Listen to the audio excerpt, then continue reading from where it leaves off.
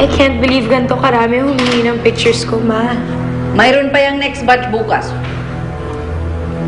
Ay, Ma, I don't want this to end. Paano kung hindi natin mahanap si Nino? Ay, oo nga. Nag-aalala nga ako eh. Saan na kaya yung batang yun, ano? Naglayas-layas pa kasi. Emma, what if humingi tayo ng tulong kay Lester? Nako, mabuti nga, pasalamat tayo, hindi na ako ginugulo. Naghahanap na siguro ng racket yun. Ay, nako.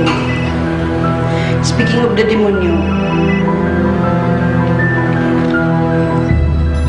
O, Lester, ano na naman ang kailangan mo? Isang tanong lang, Cecil. Kaya mo bang tapatan yung binibigay na 2 milyon ng nanay ni Dave?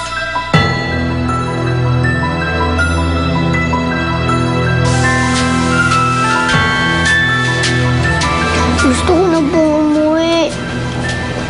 Ninyo, matulog ka na. Gigisingin na lang kita pag dumating na yung lola mo. Gusto ko na po makita si nanay. Ninyo, hindi ka na mahal ng nanay mo. Kaya dapat mo na siyang kalimutan. Mas pinili niya ang pera kaysa sa'yo. Kasi problema ka lang daw. Masyado kang pabigat. Kaya binenta ka na lang niya.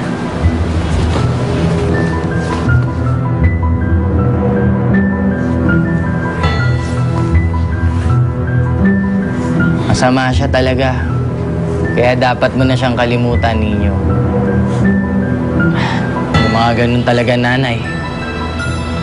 Malas mo lang, siya naging nanay mo.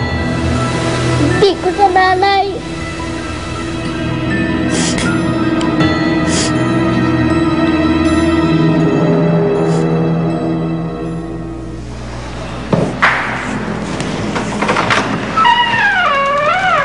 Pasok ka.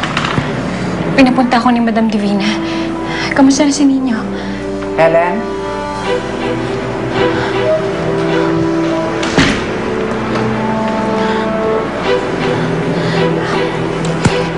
Ano po to? Sign the papers right now. Madam, ano po to? Ano pong lagay ni Nino? Ito si Attorney Pulpol, whatever. Siya ang abogado ni Lester. Gusto niya na ibahin mo ang statement na pinirmahan mo noon na si Lester ang nambugbog sa anak ko. Para sa ganon, hindi na siya wanted sa mga pulis. Bakit to? Hindi ko gagawin yun.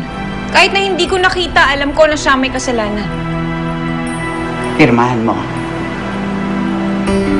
Pirmahan mo ang papeles. Ano ang kinalaman nito kay Nino? Esther. Alam ng kliyente ko kung nasan siya. Walang hiya kayo? Pakasama ng ugali nyo? Anong dahil sa kanya? Walang malay si Dave ngayon. Pati ba naman si Nino? Helen, naupo ka. You're not related to them. And they're my only family. Sign the papers and I'll be the one to tell you what to do. Sign it.